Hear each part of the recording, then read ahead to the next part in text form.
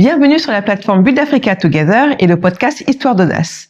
Aujourd'hui, j'ai le plaisir d'accueillir Sornaka, fondatrice de Babybox Africa, qui va nous partager son expérience et son retour au Sénégal.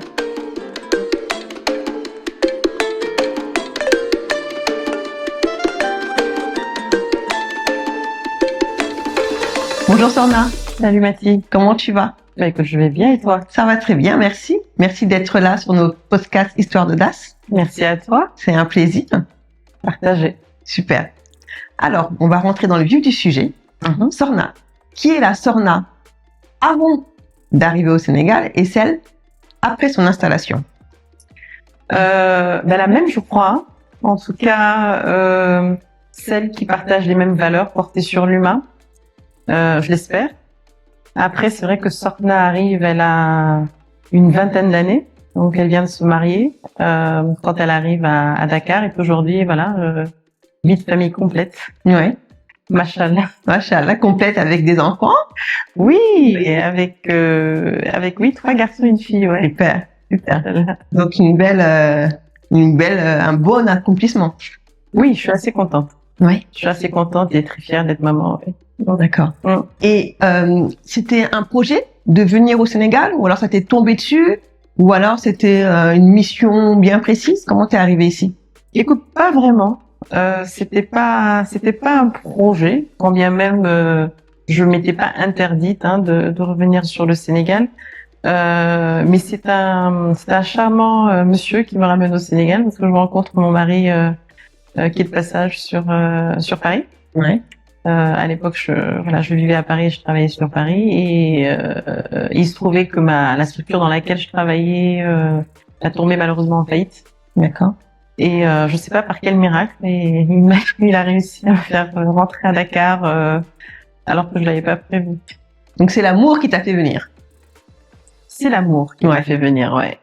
C'est un beau projet. Mais du coup, t'es née en France, ensuite tu es, du coup après t'es venue. Comment c'est? Écoute, non, je suis née à Dakar, un mois de janvier d'ailleurs. Et donc je quitte le Sénégal à l'âge de 8 ans. D'accord. Tu vois, et j'arrive en France avec mes parents, avec ma mère. Mon père est resté là pendant un temps avec ma mère et mes frères et sœurs, ouais. D'accord. Et du coup, l'amour te fait revenir ici à Dakar? Oui, et l'amour me fait revenir à Dakar, ouais. Et comment ça s'est passé? Est-ce que c'était compliqué de venir s'installer? Est-ce que tu avais prévu de rester, d'avoir des enfants, de les élever ici? Écoute, je me suis jamais projetée en me disant que j'allais vivre avec mes enfants, me marier en France. Bien vrai que j'ai grandi en France et que je connaissais que la France, ouais. En vérité. Quand je rentre parce que mon mari vit là et que lui a ses activités ici et que il veut pas venir en France. Et puis moi je trouve ça sympa de revenir sur le Sénégal. Mais pas réellement de projet. Et c'est vrai qu'à l'époque j'en suis hyper excitée de rentrer. Il était hors de question de faire un mariage à distance. Et donc j'arrive et je découvre le Sénégal en fait finalement comme je l'avais pas connu parce que jusque là je venais en vacances bien évidemment régulièrement chaque été. Mon père y tenait. Mais du coup non, j'avais pas vécu et c'est vrai que ça c'est différent. Ouais. Et aujourd'hui, quel est pour toi l'avantage? Parce que du coup t'es resté, t'es pas retourné. Non. Ça fait des années que tu as eu tes enfants ici. Ouais. Comment s'est passée l'éducation? Est-ce que c'était pour toi une opportunité? Est-ce que c'est quelque chose que tu referais? Quel a été pour toi l'avantage d'être ici? Parce que tu es resté du coup. Oui. Donc, pour moi, l'éducation dépend en fait des valeurs qu'on veut transmettre aux enfants. Je pense que si j'avais été en France, j'aurais tenté de transmettre les mêmes valeurs que j'ai transmises à mes enfants ici. Après, il est clair que l'espace, l'accompagnement qu'on a, la proximité avec la famille, les parents, avec les valeurs, avec la culture, avec la religion, c'est un gros avantage. Oui. On a aussi un suivi au niveau de l'école, on a des écoles de qualité, on est en contact, par exemple, moi j'ai des ados, Et c'est vrai qu'on est en contact avec les parents, ce qui n'est pas évident, je pense, pour des parents qui sont en France. Donc, oui, c'est un bel avantage, oui, d'être là.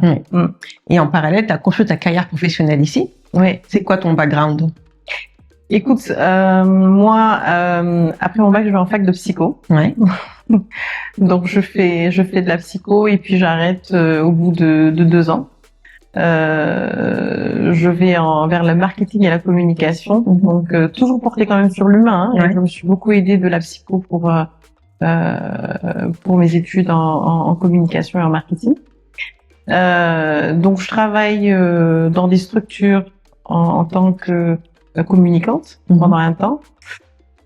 Et quand je rentre à Dakar, je monte une agence conseil en com qui va durer quelques temps. Je monte des concepts, je monte le vide-grenier, je monte pas mal de choses, en tout cas des concepts venus d'ailleurs et adaptés en fait aux réalités locales et culturelles.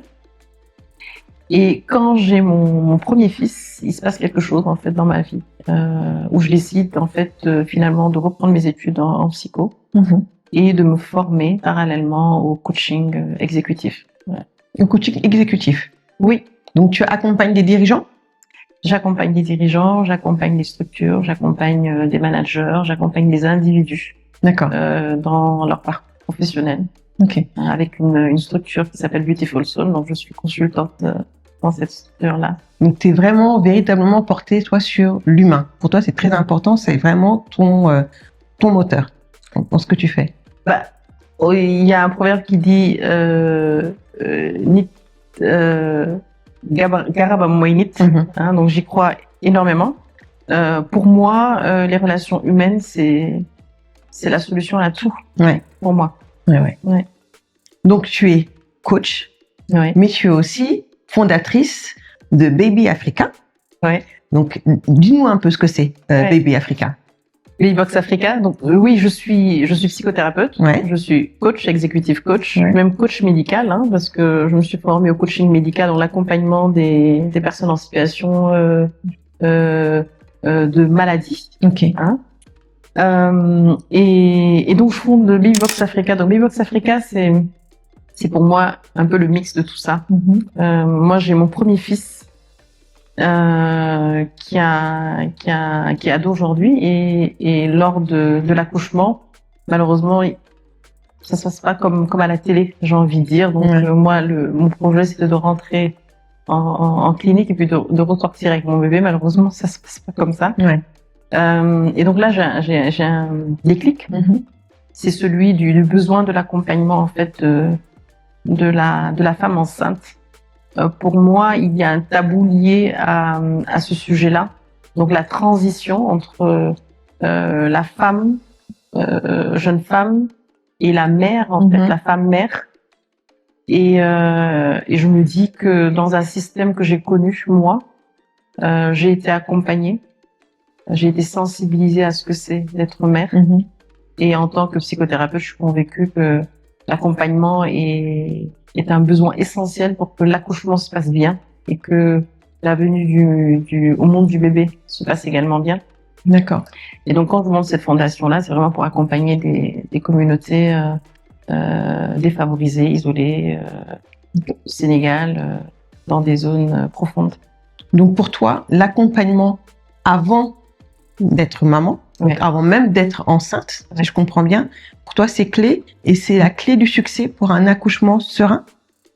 Je ne sais pas si j'ai... Oui, c'est exactement ça. Pour moi, en fait, la sensibilisation à l'accouchement en structure médicalisée ou au suivi pré- et post-médical ne débute pas à quelques temps de l'accouchement. Il faut sensibiliser la femme dès le début de sa grossesse. Et il faut même sensibiliser ce qu'on appelle les phares, les femmes en âge de reproduction. Donc c'est ce qu'on fait aussi, on sensibilise, on accompagne aussi des jeunes femmes à gérer à la santé de la reproduction et aux bonnes pratiques. Donc cette fondation-là, c'est vraiment une fondation qui vient en gros de ton corps et de tes tripes en fait. Parce que ça sort vraiment de ton expérience personnelle et tu veux accompagner les femmes du Sénégal à vivre un accouchement serein et avec le moins de complications possible.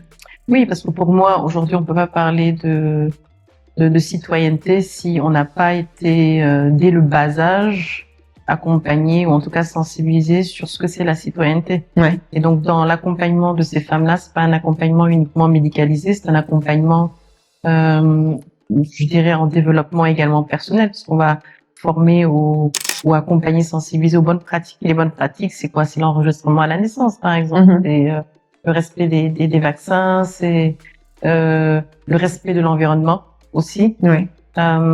Et oui, notre ambition, aller au-delà du Sénégal. Hein, aujourd'hui, on est sur le Sénégal, on a débuté sur le Sénégal. C'est vrai que cette fondation-là, moi, je l'ai montée avec une amie à moi qui est sur Abidjan, parce que j'ai fait un passage sur Abidjan. Et l'idée, c'était vraiment d'être vraiment dans la sous-région. Hein, d'accord. Débutant quand même au Sénégal. Ok. Ouais. Donc, tu as plusieurs casquettes. Donc, tu es fondatrice de Baby Box Africa, coach thérapeute, coach en accompagnement médical.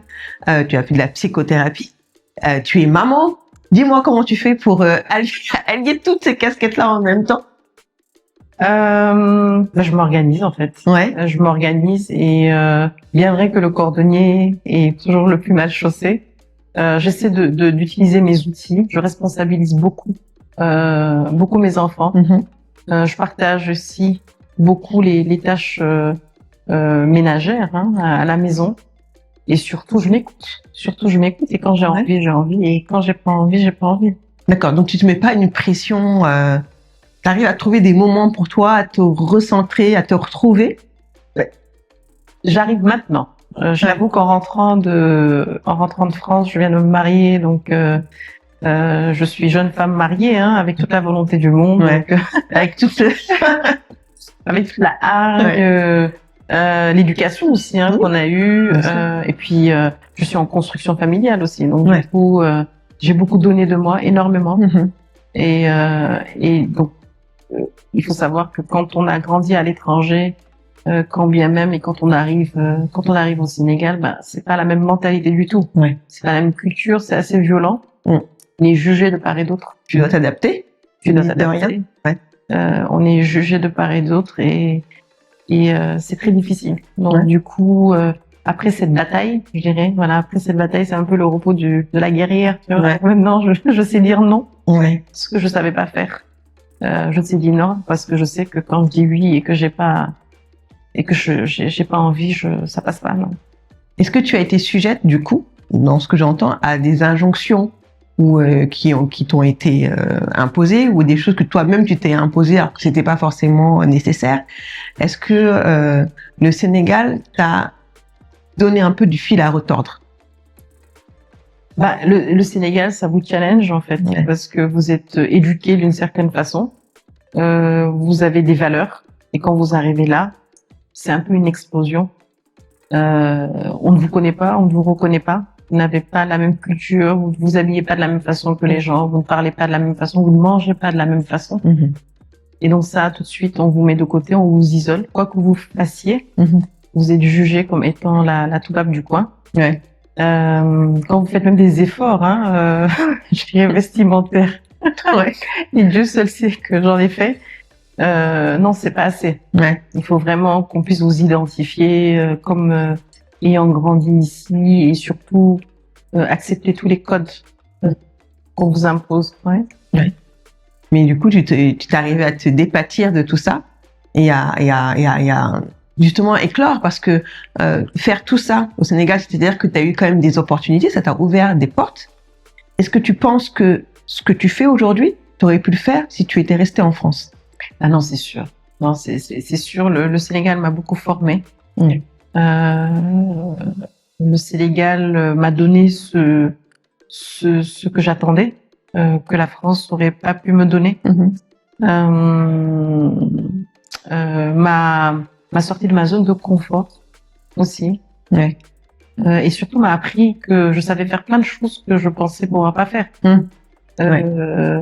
Dont je dirais l'adaptation à certains codes, certaines cultures que je ne connaissais tout simplement pas. Donc ça a été quand même une terre d'opportunités et de défis en même temps. Une terre d'opportunités. Déjà, le mariage est un défi. Parce que quand c'est le début, Donc moi, il faut savoir que moi, je rentre au Sénégal, donc c'est déjà un choc. Ouais. Puis je rentre mariée. Donc Ouais. j'ai deux casquettes. The challenge. Voilà, deux challenges que je gère bien d'ailleurs, Ouais. que je gère très bien. Et je me retrouve chef d'entreprise très tôt. J'ai pas voulu travailler pour quelqu'un ici, D'accord. pour une structure. Et donc, je me rappelle quand je monte ma structure et je loue un espace et que je fais un abonnement au sein de la structure, d'électricité. Donc, je rentre un soir et puis je tombe dans les bras de mon mari puis je pleure, quoi. Mais qu'est-ce qui se passe? Il me dit, je lui ai dit, mais en fait, tu te rends compte, ça fait 3 semaines que j'attends mon abonnement, et puis j'ai le monsieur aujourd'hui et il me dit qu'il a pas d'essence pour venir me mettre l'électricité. Donc, mon mari, il rigole, il me dit, mais écoute, parle-lui gentiment, tu vas voir, et il vient de mettre l'électricité. Et donc, je me rends compte que les relations humaines sont aussi très importantes ici, et elles sont également codifiées. Et quand on est femme, c'est pas évident. Moi, j'ai eu plusieurs fois besoin de faire intervenir mon mari pour avoir ce que tu voulais. Pour avoir exactement ce que je voulais. Pour avoir exactement ce que je voulais. Donc, c'est quoi? C'est une forme de misogynie ou une forme de on te donne moins de crédit quand il n'y a pas un homme derrière? Ouais. Non, je pense que culturellement, on est une génération aussi qui nous imposons, donc on n'a pas, c'est pas très habituel. Je pense que c'est aujourd'hui les jeunes femmes d'aujourd'hui ne peuvent pas imaginer qu'à l'époque, on peut pas s'asseoir dans un café toute seule en tant que femme. En tout cas, on vous le dit, on vous le dit en tout cas. Donc je pense que la femme a toujours été aux côtés de son mari, et nous quand on arrive, avec notre forme d'indépendance, et puis pas une indépendance, je dirais, mal placée. On veut juste soulager en fait le mari, ça passe difficilement parfois. Ça fait un peu, on est un peu trop audacieuse, un peu trop. On est oui, on est audacieuse, on est hors code. Et puis on n'a pas la couleur en fait du hors code, quoi. Voilà, c'est ça. On est sénégalaise, donc en fait, ça peut paraître assez choquant, je pense, pour les autres, en fait, d'avoir un certain comportement. Je sais pas. Ouais. Mais aujourd'hui, malgré tout, tu as quand même réussi à être toi-même, donc Sornaka, avec ton coaching. Justement, par rapport à ce coaching-là, tu fais du coaching au Sénégal, de la psychothérapie au Sénégal. C'est pas un environnement où on se dit forcément que c'est un métier, que tu es là depuis quelques années, qui est facilement adaptable au pays. Comment est-ce que ça se passe? Est-ce que c'est quelque chose qui a été facilement appréhendé? Est-ce que tu as réussi à faire ton travail facilement ou est-ce que tu l'as adapté au code? Ici, comment ça se passe? Comment ça s'est passé?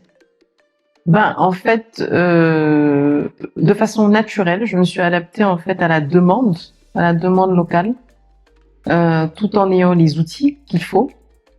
Il faut savoir qu'en psychothérapie, moi, j'accompagne beaucoup de personnes, je dirais, de double culture. D'accord.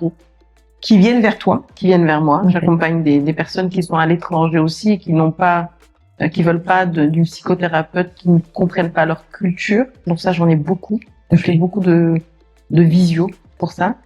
Et ici, j'accompagne des personnes qui veulent tout simplement se faire comprendre, qui n'arrivent peut-être pas à se faire comprendre dans leur contexte. J'ai beaucoup de femmes, j'ai pas mal d'hommes aussi. J'ai pas mal d'hommes qui font la démarche. Ah oui, qui font la démarche. Et ça, je suis toujours assez fière. Je suis toujours assez fière parce que c'est pas évident de prendre conscience qu'on a besoin d'accompagnement et d'aller vers une personne qu'on ne connaît pas. Et pour le coaching, il faut savoir que moi, je coach avec le cabinet Beautiful Soul et qui forme des coachs. Oui, voilà, et on en forme énormément. Donc c'est un métier, parce que c'est un métier, le coaching. Quand on est certifié, c'est vraiment un métier. c'est un métier qui a beaucoup pris de l'envergure parce qu'en fait, ce qui se passe, c'est que surtout après le Covid, on se rend compte qu'il n'y a pas de mal à se faire accompagner, qu'on a besoin de se faire accompagner et que quand on n'a pas les ressources, on peut faire appel à des professionnels. Donc, j'ai vraiment pas de mal. Et je pense que quand on est bien formé, comme je l'ai été via Beautiful Soul, quand on est bien formé, je pense que ça fonctionne. Donc il y a une demande en fait. Il y a une demande. Donc c'est pour ça que ça s'est un peu plus démocratisé. Tu disais qu'il y a beaucoup de personnes avec la double culture. Est-ce qu'il y a aussi des personnes locales qui sont ici, qui font cette demande-là d'accompagnement en coaching, que c'est quand même quelque chose, culturellement, c'est pas quelque chose qu'on fait en général. Est-ce qu'il y a des personnes locales qui expriment ce besoin? Ah oui, complètement, ça se fait. Aujourd'hui, ça se fait. Aujourd'hui, de tout âge, on a des personnes qui viennent faire la demande. Malheureusement, parfois, qui sont résistantes face à la confidentialité. Donc, il y a besoin de cet échange-là pour les mettre en confiance. Mais oui, les gens ont besoin d'aide. Ouais. Les gens ont besoin d'aide et culturellement, cette aide, on l'avait en famille, on l'avait dans un contexte, je dirais, culturel. On avait une badiane, où on avait une tante ou une grande sœur, etc. Aujourd'hui, on va au-delà de ça. Parce qu'on est conscient que ces besoins sont spécifiques. Et puis le fait aussi de se confier à une personne qui est extérieure de notre environnement, ça permet aussi d'avoir un regard objectif et peut-être avec plus de recul, qui permet peut-être de faire des choix un peu plus proches de nous-mêmes. Pas forcément. Si, c'est clair qu'avoir un regard objectif, sans jugement de valeur. Sans jugement de valeur, aide en fait à mieux entendre, mieux entendre, et à mieux se faire accompagner. C'est parfois peut-être violent pour certaines personnes locales, culturellement, surtout des hommes, d'entendre certaines choses ou de se voir challenger sur certains sujets. Mais ils apprécient parce qu'en fait, au final, personne n'ose les challenger comme ça. Et je dis souvent, moi, je suis payée pour ça. Donc, ne m'en voulez pas. Et il n'y a pas de subjectivité. Je suis objectif. Je fais mon travail. Voilà. Donc, aujourd'hui, est-ce que il y a des choses que tu regrettes? C'est-à-dire, est-ce que tu te dis, si j'étais venue, j'aurais fait les choses autrement, ou alors j'aurais préféré rester, ou est-ce qu'il y a dans ton chemin, dans ton installation, est-ce qu'il y a des choses que tu aurais fait autrement? Ah oui, c'est clair. Aujourd'hui, je partagerai l'astuce de faire en fait comme tu le sens. Quand on arrive, entre guillemets, on se déguise un peu. En fait, on a besoin de ce sentiment d'appartenance. Donc, on fait des choses parfois qu'on ne connaît pas, on ne sait pas faire. Et donc, quand on ne sait pas le faire, on le fait mal. Et les gens ne voient pas forcément cette maladresse. Ils voient tout simplement qu'on le fait pas. Et je regrette parce que aujourd'hui, je sais que certains traits de mon caractère sont pour certaines personnes peut-être de l'affront, alors que non, c'est réellement moi ça. Et que pendant quelques temps, je les ai mis en veilleuse. Je les ai mis en veilleuse. Pour les autres, mais pas pour moi. Donc rester toi-même authentique, sans forcément vouloir te fondre dans la masse. Oui, mais sans aussi choquer aussi. Sans choquer. Respecter aussi la culture et les croyances. Ne pas aussi imposer les choses.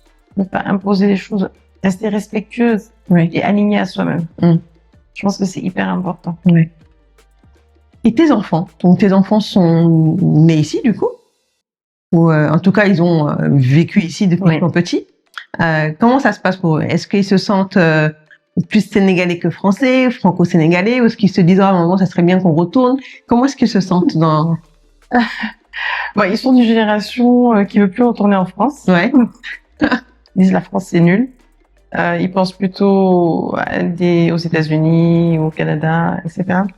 Après, moi, j'aime beaucoup voyager avec mes enfants, donc je leur fais découvrir aussi l'Afrique. On va souvent à Abidjan aussi. J'aime beaucoup Abidjan pour leur montrer une autre facette de la culture africaine, parce que la Côte d'Ivoire, c'est quand même autre chose que le Sénégal. Ils sont conscients qu'ils sont franco-sénégalais. J'ai un peu honte, mais ils parlent pas Wolof. Ils comprennent, mais pour moi, je ne ressens pas encore le besoin de leur apprendre Wolof, parce que pour moi, ils vont l'apprendre. Voilà, donc il n'y a pas de.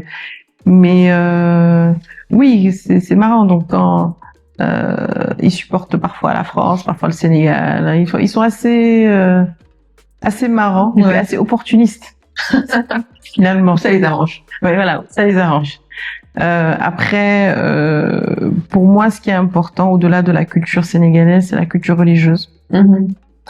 Donc, c'est ce qui, pour moi, est le point commun entre l'éducation française, entre guillemets, et l'éducation sénégalaise que je voulais leur donner. Et pour moi, qui est très importante. Donc, cette culture-là, ils l'ont. Et c'est vrai que aujourd'hui, avoir un professeur coranique, c'est top. Qui vient à la maison. Oui, c'est top. C'est un luxe. C'est quelque chose qu'on n'a pas eu forcément. Enfin, en France, tu peux l'avoir, mais pas aussi facilement ou accessible qu'ici. Oui, et puis faire des prières en famille, tu vois, c'est vraiment top ça. Le Ramadan, c'est super. C'est des moments de joie, des moments de. Il y a des fêtes comme la Tabaski. Voilà, la Tabaski. Pour moi, c'est hyper important. Moi, je me rappelle que mon papa, pour la Tabaski, il avait ce geste-là où, quand il tuait le mouton, il prenait le sang avec son index et puis il te mettait ça sur le front. Bon, malheureusement non, c'est une autre culture. Donc le papa de mes enfants n'a pas cette culture-là. Mais pour moi, c'est des rites et c'est ce qui reste après en mémoire. Et c'est hyper important pour moi. Donc tu leur inculques des valeurs, du coup, culturelles, parce qu'ils sont ici, des valeurs religieuses que tu peux vraiment, qui peuvent vivre de manière très libre et très démocratique, sans jugement de part et d'autre. Donc en fait, tu arrives à avoir pour eux un équilibre en termes d'éducation que tu n'aurais peut-être pas pu donner si tu étais à l'extérieur, peut-être. Oui, en fait, je fais un mix. Je me rappelle que mon père disait, quand on était plus jeune, il faut prendre ce qu'il y a de bon dans cette culture française, laisser de mauvais. Il faut prendre ce qu'il y a de bon dans la culture sénégalaise et laisser de mauvais. Donc c'est un peu ça que je fais. Donc c'est vraiment un mix pour moi de valeurs, pour moi hyper importantes. Hyper important. Donc le respect, le partage.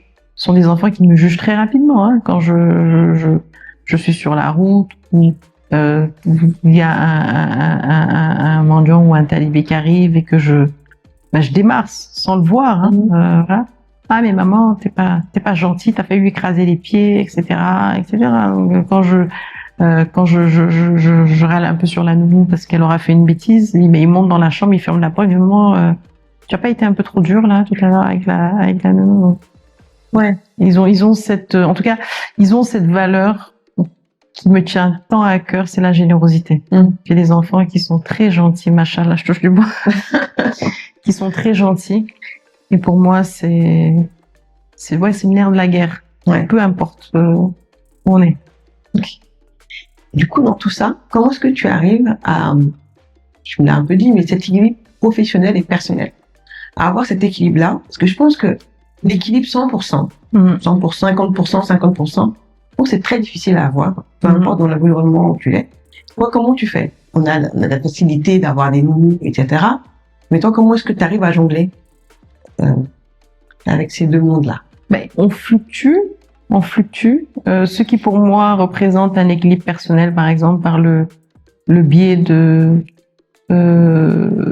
d'avoir du temps pour soi, parce que la nounou est là avec les enfants. Il y a quelque temps, n'est plus le cas aujourd'hui. Aujourd'hui, je suis pressée que la nounou soit pas là pour passer du bon temps avec les enfants. Donc oui, cet équilibre-là, il évolue en fonction de notre évolution. Je sais dire non. Je sais dire non à mes enfants. Je sais m'enfermer dans ma chambre et ouvrir mon paquet de sneakers et manger toute seule. Je sais Sans culpabilité. Je sais le faire aussi. Je sais leur dire que non, je suis fatiguée et qu'aujourd'hui, pas aujourd'hui, demain. Ouais. Est-ce que c'est possible? On priorise. Donc c'est vraiment, oui, c'est cette notion de priorité, en fait. Ouais. C'est vraiment cette notion de priorité qui me permet d'être bien, ouais. Et comment tu vois cette vague de repas qui commence à revenir? Toi, ça fait quand même pas mal d'années que tu es là, ça soit un peu la vogue. Comment tu vois cette vague de personnes qui reviennent? Comment est-ce que tu analyses un peu cette tendance? Moi, je trouve ça bien. Ouais. Moi, je trouve ça bien. Après, je préconise la préparation. Je pense que si j'avais été préparée, moi, j'ai pas été préparée. Si j'avais été préparée, je pense que quand bien même ces erreurs entre guillemets m'ont aidée, je pense qu'il y a un minimum de préparation. On vient pas au Sénégal pour inventer l'eau chaude. Ouais. Oui, bien sûr. Et on n'a pas tout parce qu'on n'a peut-être pas besoin de tout, réellement. Et donc en fait, il faut venir avec un projet réalisable,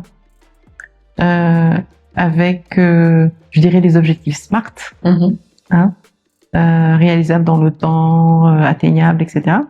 Je vais pas vous faire un cours de marketing, un coaching d'ailleurs. Mais oui, ça se prépare. Il faut venir faire des repérages. Il y a un certain nombre d'écoles.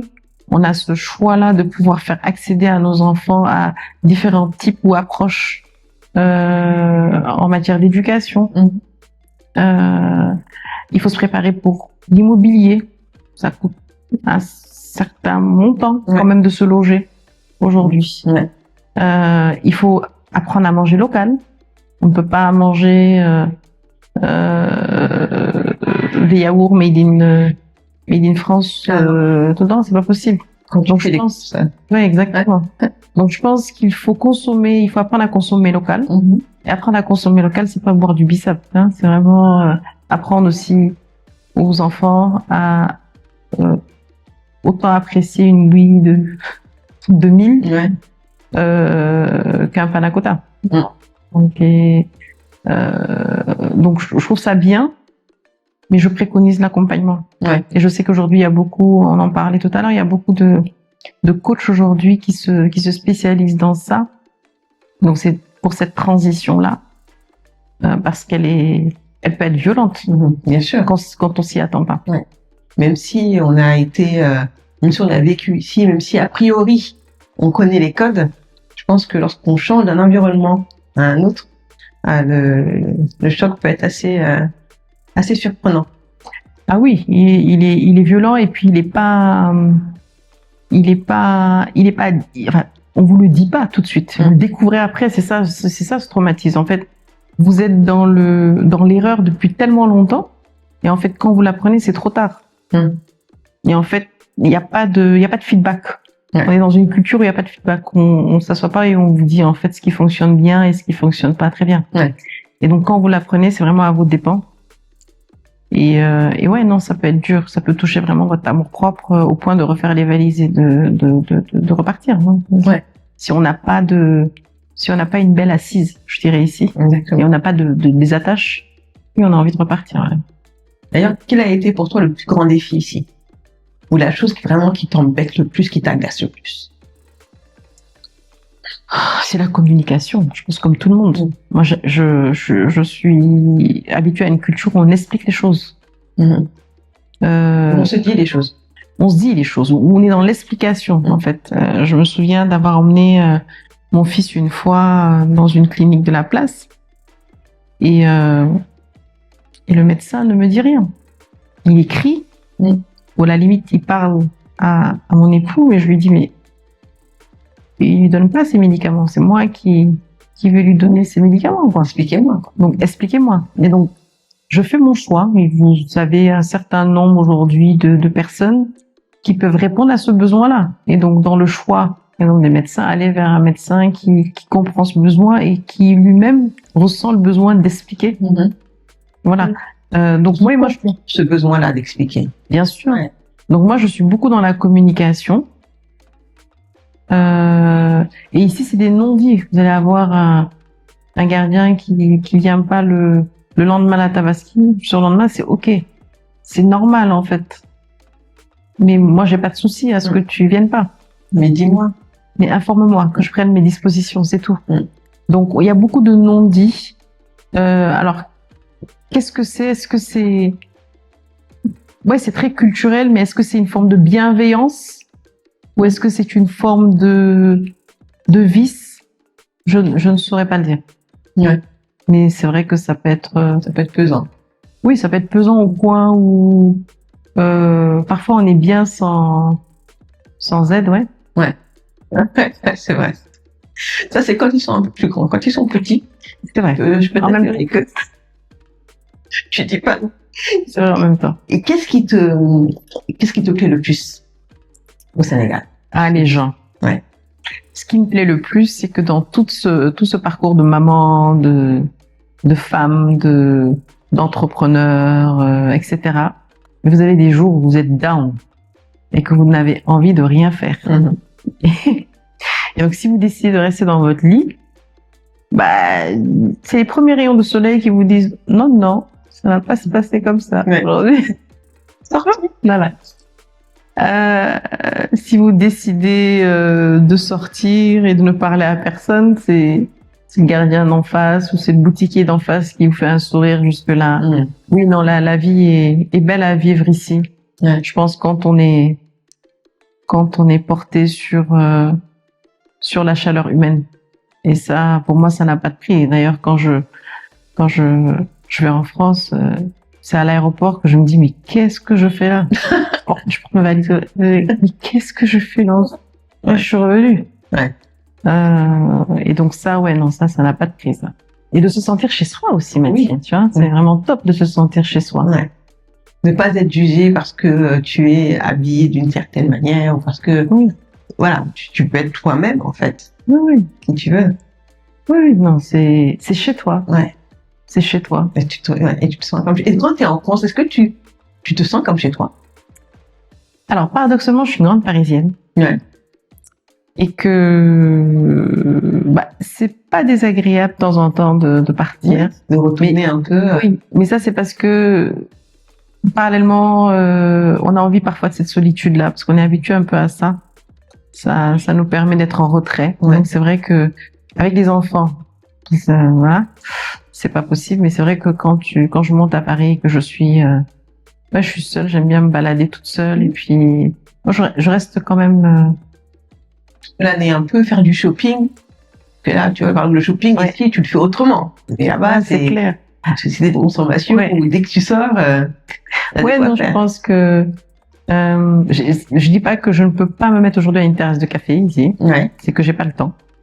J'ai T'as réellement pas le temps. Voilà. Ouais. Mais c'est vrai que la première des choses que je fais quand j'arrive, c'est vraiment de me poser à une terrasse de café, de siroter mon café, et puis de prendre l'air. Ouais, de prendre l'air et d'être dans l'anonymat. Tu vois, ça c'est vraiment top. Ici, on rencontre tout le monde partout. Dakar, c'est très petit, c'est charmant. C'est charmant. Mais c'est vrai que pour nous autres qui avons l'habitude parfois de se retirer un peu du monde, ça peut paraître parfois difficile. Hein.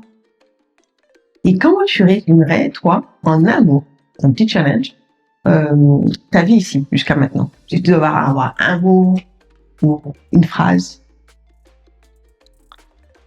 Xena la guerrière. Je dis ça parce que j'ai des frères et sœurs, il n'y en a aucun qui est là. Ouais. Moi, j'ai ce statut d'aînesse qui m'a beaucoup pesé. Ouais. Où je me suis dit, tiens, tu es l'aîné, il faut que tu retournes les parents, etc. Xena la guerrière parce que ça a été dur parfois, très très dur. Et voilà, et je me suis relevée parce que je me sens bien ici et que même si parfois je dis je vais tout lâcher et partir, quand avec la fondation Baby Box Africa, on va dans des zones reculées, dans le nord ou dans le sud, ou voilà, ces regards attendris qu'on a des enfants nous poussent à nous dire en fait, aujourd'hui on n'est pas seul. Et c'est vrai qu'on n'est pas seul. Ouais. On n'est pas seul. Ouais. On n'est pas seul en fait au Sénégal. Non, on n'est pas seul. Et tu poses des actes qui ont du sens. Tu vois, tu es là, tu bâtis ta carrière professionnelle, tu bâtis ta carrière personnelle, mais à côté, tu arrives à avoir de l'impact et à impacter aussi ton environnement. Et je pense que ça aussi, c'est très important pour se construire en tant que femme. Et c'est ce que tu fais un peu avec Baby Box Africa. Oui, quand je suis très spirituelle aussi. La foi, ma religion m'a beaucoup aidée. Et je tente de la pratiquer au mieux. Et aujourd'hui, je sais que quand je prie, outre les prières pour ma famille, pour moi-même, je prie pour qu'Allah Tout-Puissant me donne les moyens d'accompagner ceux qui comptent sur moi. Parce que je me suis donné cette mission-là. Ouais, c'est une mission. C'est une mission. Et aujourd'hui, repartir, c'est laisser des personnes derrière moi, ne serait-ce que les personnes avec qui je travaille pour la fondation. Oui. Et ça, non, ça, je peux pas, non. Ouais. Dis-moi, quelles sont les actualités de Baby Box Africa? Qu'est-ce que vous faites? C'est quoi les actualités chaudes du moment? Ouais. Alors, on prépare un super gala caritatif. Moi, j'ai jamais voulu trop communiquer là-dessus. Ouais. Ça fait 8 ans qu'elle existe, mais je communique aussi parce que moi, j'ai pas ce besoin-là. Mais les personnes avec qui je travaille ont ce besoin de développement, et développement veut dire communication aussi. Et donc, ouais, on a un super gala caritatif là au mois de novembre, avec toutes les parties prenantes de la petite enfance et de l'accompagnement à la rétention des jeunes filles à l'école. Donc ça, c'est vraiment top parce qu'on fait dans la gestion de l'hygiène menstruelle aussi. Top. Et ouais, je suis plutôt excitée. Et pour moi, ce gala représente aussi pour moi mon parcours depuis que je suis arrivée. C'est aussi oser un peu montrer ce que j'ai construit jusque-là. Et et partager mes missions. Ouais. D'accord. Donc là, c'est le gala que tu prépares. Ouais. Donc tu as des sponsors, tu as un peu envoyé tes offres de sponsoring. Oui. Écoute, nous, on est partenaire au ministère de l'Éducation nationale, donc c'est vraiment bien. On a aussi certaines structures comme l'Agence nationale de la case des tout-petits, le Conseil national de nutrition. Donc on travaille avec l'État. D'accord, donc c'est vraiment cadré. Oui, voilà. Donc oui, parce qu'on essaie c'est ce que je disais, on n'invente pas l'eau chaude. Quand vous arrivez, l'idée c'est pas d'emmener des dons, de vous arrêter dans un village et puis d'ouvrir la camionnette et puis de distribuer. Non, c'est pas ça. C'est pas ça le respect et l'accompagnement. L'accompagnement, c'est tenir compte des objectifs étatiques. Et nous, pour ça, on a signé avec l'État. Donc, on connaît les objectifs, et donc quand on va avoir des sponsors privés, on sait où intervenir, comment intervenir. Et oui, on est à la recherche de sponsors, bien évidemment. Oui. Passe l'appel, on en profite. Oui, on a écrit à tout le Sénégal. Ouais. On n'a pas toujours de réponse. Mais oui, c'est une belle cause. Et moi, je crois beaucoup au leadership féminin. Aider pour moi les couples mère-enfant et l'adolescente, c'est aider la femme en devenir, le leader en devenir. Je pense que on est des leaders. Ouais. Et je pense que parmi nos missions, en termes de leadership, il y a celle du partage et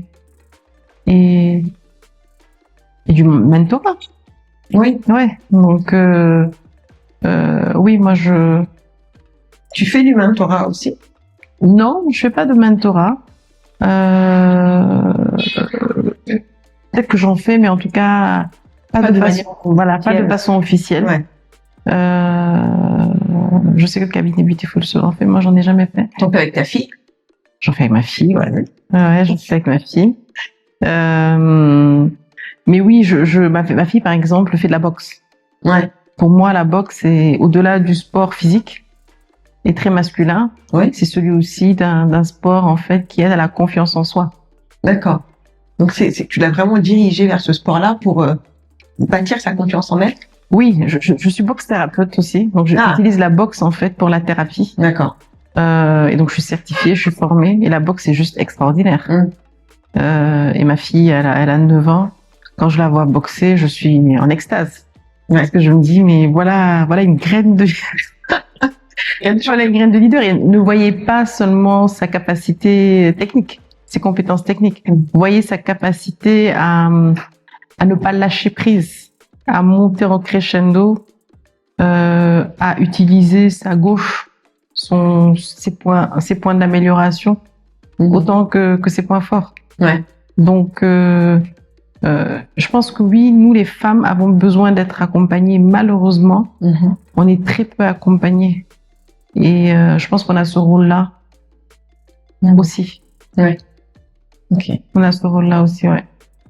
C'est bien parce que tu impactes ton environnement extérieur, tu impactes chez toi, tu t'impactes toi-même en t'élevant, en changeant et en faisant plusieurs métiers, en tout cas en ayant plusieurs casquettes. Donc, je viens de m'en rendre compte, hein, tu vois. Tu vois. Je suis pas d'interview, moi. Donc... On se rend pas compte, hein, mais tu vois, quand tu te dis, l'impact, il est vraiment sur plusieurs fronts. Et ça, moi, je veux dire, je trouve ça magnifique, tu vois. Tu te dis, tu laisses ta trace, quand même, quelque part. Et ça, c'est super important, tu vois. Du Box Africa, tu impactes non seulement les mamans et les femmes en devenir, dans des régions où elles sont souvent oubliées. Ah oui. Tu vois. J'ai une anecdote, en fait. Au début de ce projet-là, je faisais une forme d'étude, un peu.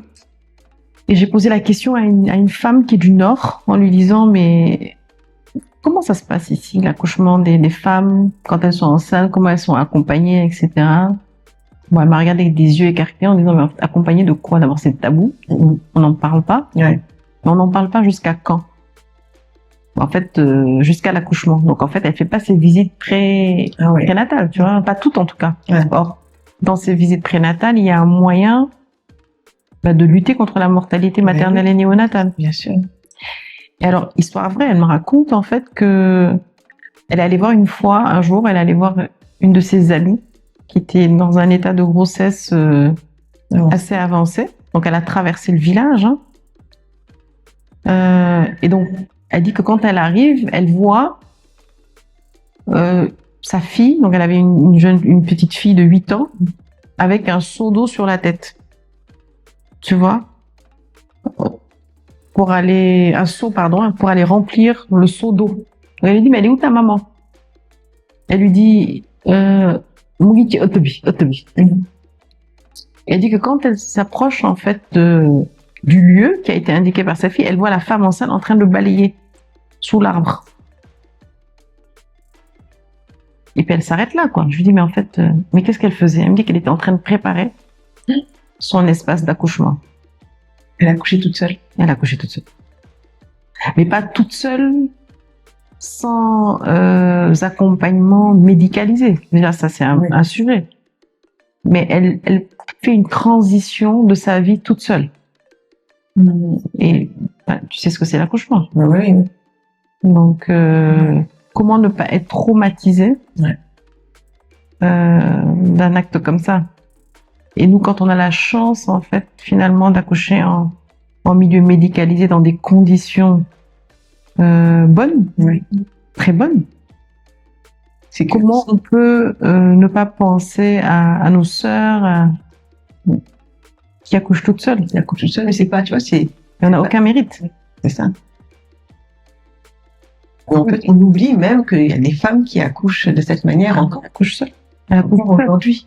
Elle accouche seule, elle accouche accompagnée de sa petite fille. Et comment cette petite fille-là de 8 ans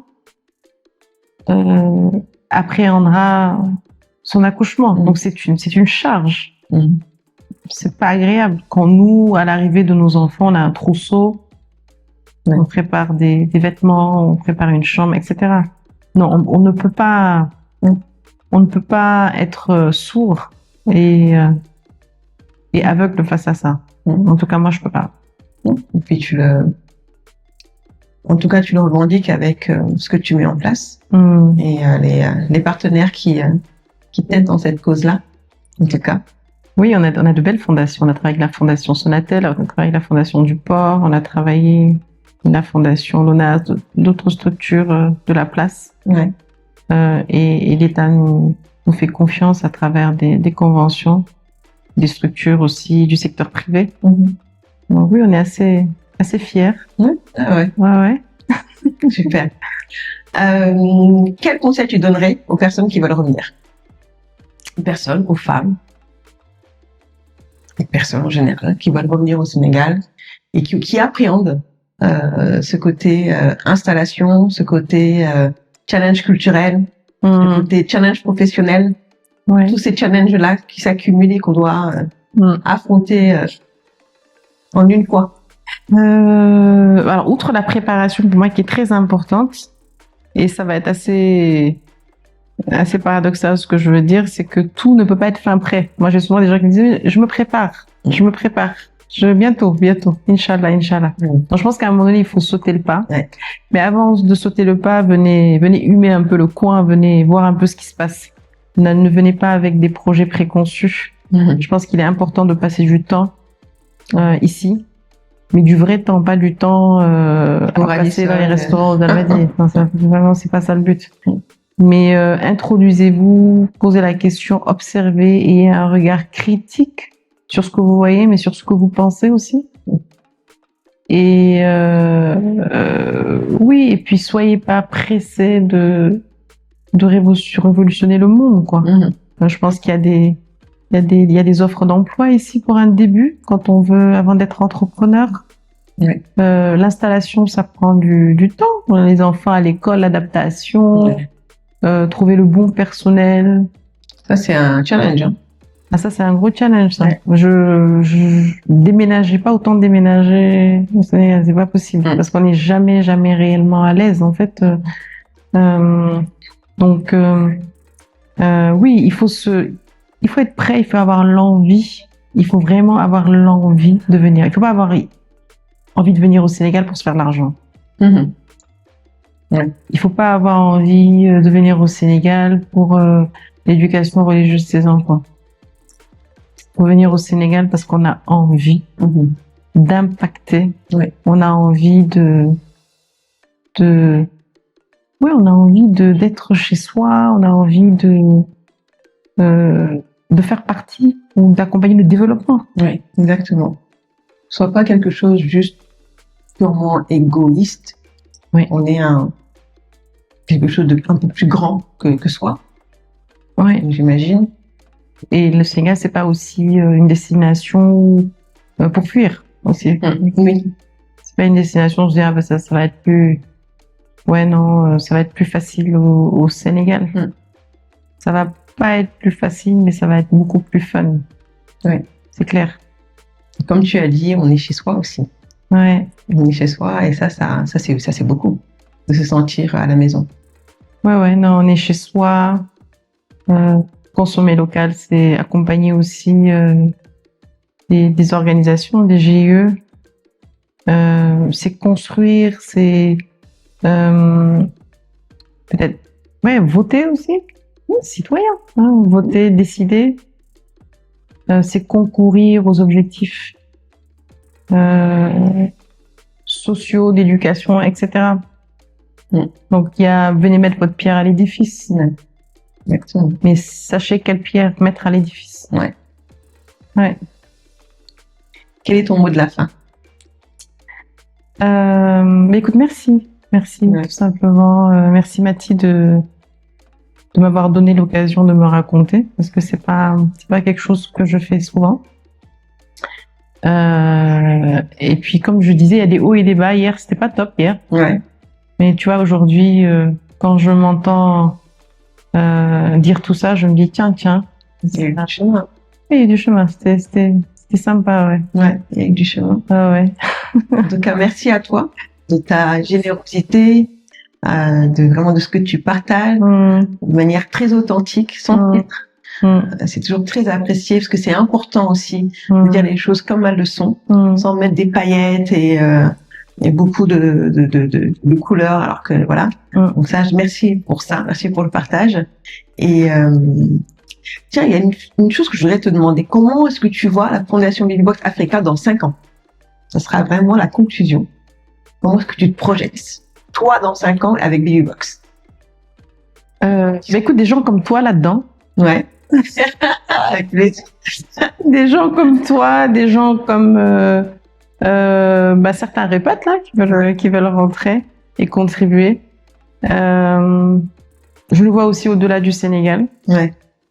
Aussi beaucoup. Un impact plus sous-régional. Ouais, sous-régional. Ouais. Ça me plairait bien effectivement de faire rentrer des personnes comme toi pour rejoindre ces belles causes, ouais. Ce sera avec plaisir. On en reparle dans 5 ans.